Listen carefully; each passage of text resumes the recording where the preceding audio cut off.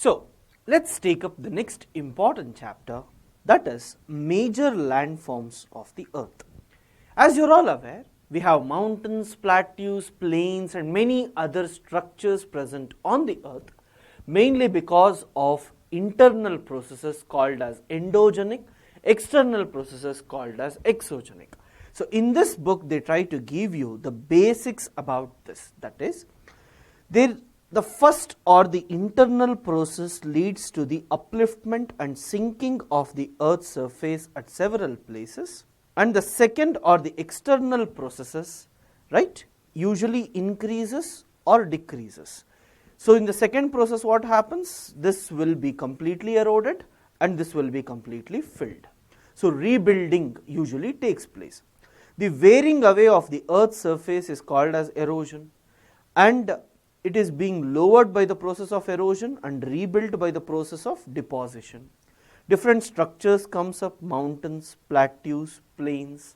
When we talk about mountains, any natural elevation of the earth's surface, the mountains may have a small summit and a broad base. The meaning of this is this: it is considerably higher than the surrounding area. See how the basic classes will be. In some mountains there are permanently frozen rivers of ice or glacier, example Himalayas, right? And can you see this? This is fold mountain. And how is this happening?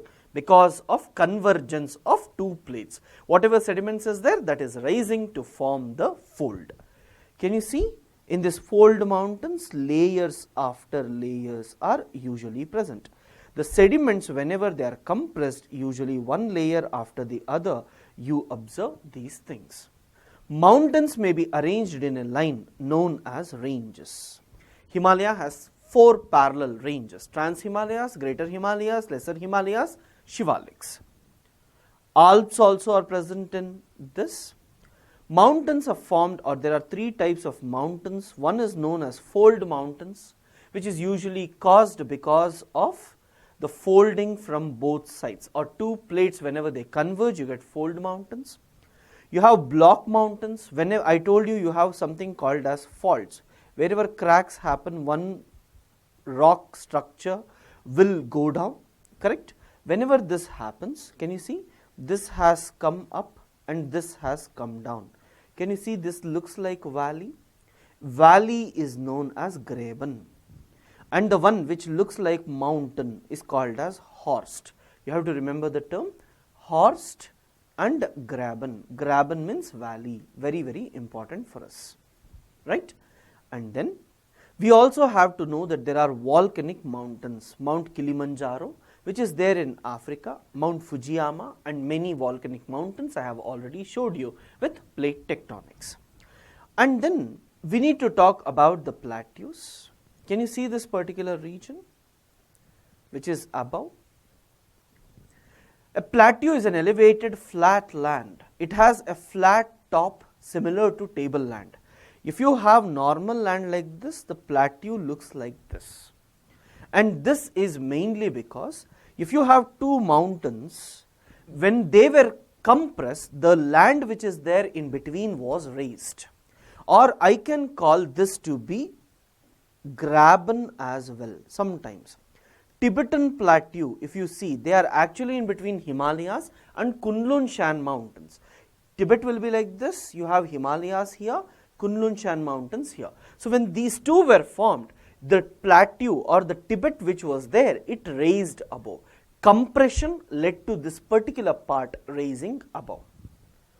The height of the plateaus often varies from few hundred meters to several thousands of meters. The Deccan Plateau in India is one of the oldest plateaus. East African Plateau in Kenya, Tanzania, Uganda and Western Plateau of Australia are some examples. And it is believed that plateaus means they have good mineral deposits. Remember, where do you find good mineral deposits? Plateaus. Plateaus, mountains, and then if you have something, then you usually see it is being present in plains a bit. Plains after sedimentation. From mountains, rivers usually come and they deposit. I have shown you outwash plains, all these things, and whenever they deposit, first you get bigger particles and then you have smaller particles and then it keeps on decreasing. So this sedimentation process usually leads to plains. And plain region is very good for agriculture, and here the population will be usually more, right? This is what we need to see in this particular chapter. Let's move to the next chapter where we talk about India. When I am talking about our country, you know that it is bounded by Himalayas on the north, Arabian Sea in the west, Bay of Bengal in the east, and Indian Ocean in the south, right? Nothing much to see, so don't worry. And India is the second most populous country after China, you're aware. And if you look at the location of India, Tropic of Cancer passes exactly at the center, 8 degree 4 minutes north to 37 degree 6 minutes north latitude wise. Longitude is important, I have already told you it is almost 30 degree difference. So usually east, west and north, south extension is almost same, right? And when we talk about India's neighbors, please see here, Afghanistan has border with India. Even though it is occupied by Pakistan, we say it is part of India. So usually we say Afghanistan, Pakistan, China, Nepal, Bhutan, Bangladesh, Myanmar.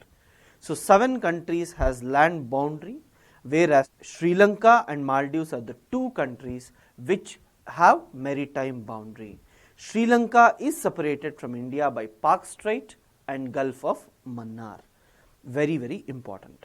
Today we have 29 states. You might be aware of this, no need to go in detail.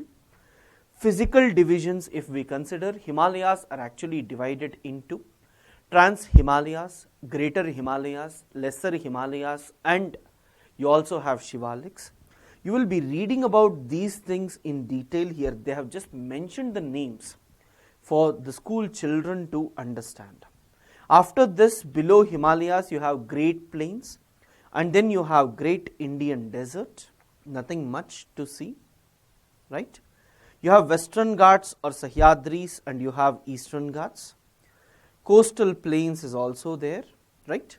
You have Lakshadweep and Andaman and Nicobar, which are usually coral reefs. Very, very important for us. I'll be showing all this in detail when we take Indian physical geography books again. Just that we need to cover 6th standard NCERT so that you have a feeling that you have not left anything is what we are doing here, right? Next important thing, see, in this book they are just introducing the names. So I'll also just tell you what are the different things that are present, so that when we take up later classes, it will be at least you know the names. You have cold weather season or winter. You have hot weather season or summer.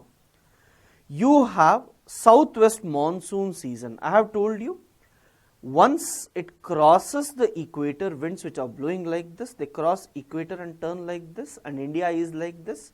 India gets rainfall because of this southwest monsoon, and with the southward movement of the sun, usually even this will come down. This reversal is called as monsoon, correct? And temperature varies with its location, with height it varies, distance from the sea it varies, relief also plays a very important role. You have tropical rainforests, I have already shown you. Vegetation will be thick, can you see here? Sun's rays do not penetrate at all. Trees, mahogany, ebony, rosewood. You have to remember this. And in India, where is it present? Andaman and Nicobar Islands, where you have islands, right? So they get rainfall throughout the year. And you have northeastern states, heavy rainfall. Western Ghats also get good rainfall, and there you find evergreen forest. Then you have tropical deciduous forest, usually teak, sal, peepal, neem, shisham, all these are part of it. India, monsoonal type of climate, moist deciduous forests are usually present more. You have thorny bushes, grasslands and deserts, bushes are usually present. Then you have mountain vegetation. I have already told you, with increasing height, you get certain climatic condition called as this. Chir, pine, deodar are present in this region.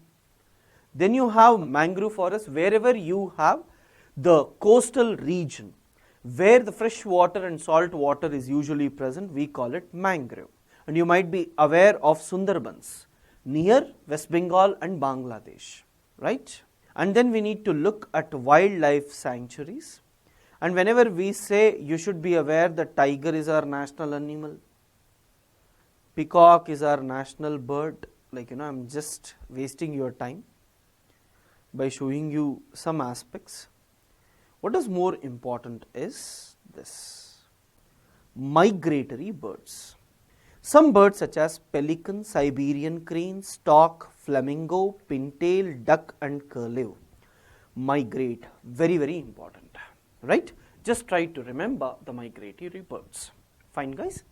See, as I have already given basics, this has become easy for us. But from 7th standard, I have ensured that I record those before basics, because you might actually get a revision whenever I take every point in 7th standard as well, right? Now, you're done with basics. Please see 7th, please see 8th, and then you have to see immediately 12th.